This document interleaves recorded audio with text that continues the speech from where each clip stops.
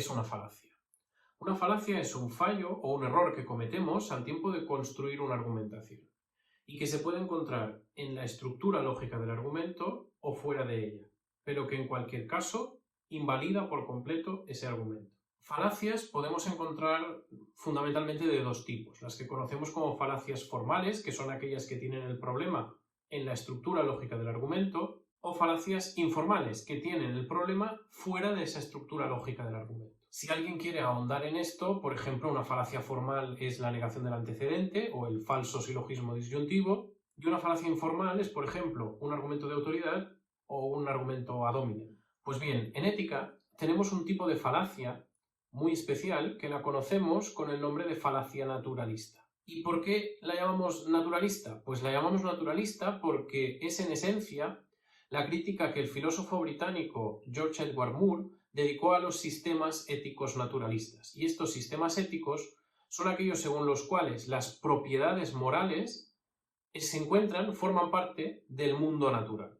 O sea, son aquellas que suponen que las propiedades y las características morales pueden derivarse, se pueden deducir de características o propiedades naturales. Esta falacia se ha relacionado a menudo con el problema al que apunta David Hume en su tratado sobre la naturaleza humana, acerca de la imposibilidad de derivar el deber ser del ser. A lo que apunta Hume en este problema es a que no se pueden deducir enunciados normativos del tipo debe ser X solamente con base en la observación de que X sucede, o sea, con base en enunciados del tipo X es. Y esto sucede así, dice Hume, porque los enunciados del tipo debe ser X y los enunciados del tipo X es pertenecen a ámbitos distintos. O sea, la tesis de Hume podría resumirse diciendo que no se pueden derivar, no se pueden deducir conclusiones éticas a partir de proposiciones no éticas. Si no decimos nada más, este problema tiene una solución relativamente sencilla.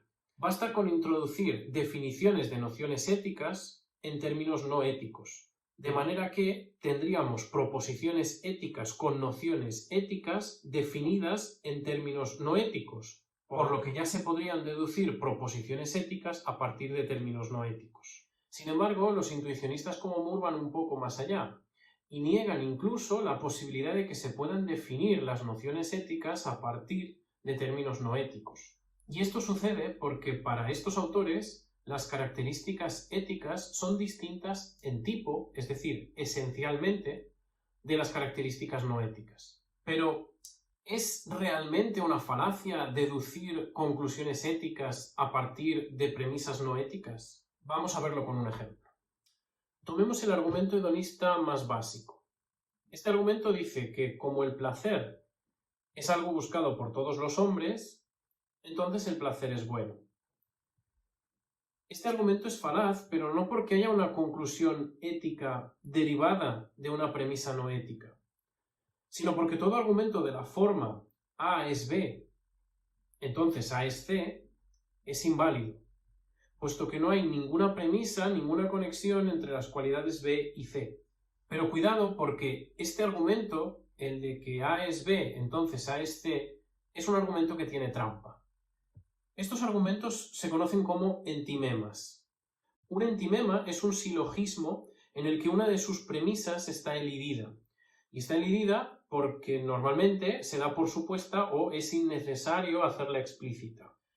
Un argumento al que le falta una premisa es un argumento inválido. El argumento del tipo, como el placer es perseguido por todos los hombres, entonces el placer es bueno, es lógicamente inválido.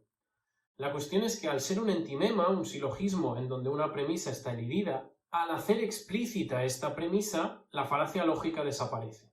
Por lo tanto, el argumento el placer es buscado por todos los hombres, luego el placer es bueno, es un argumento lógicamente válido cuando se hace explícita la premisa que falta. Sin embargo, para los intuicionistas, sigue habiendo en él una falacia naturalista.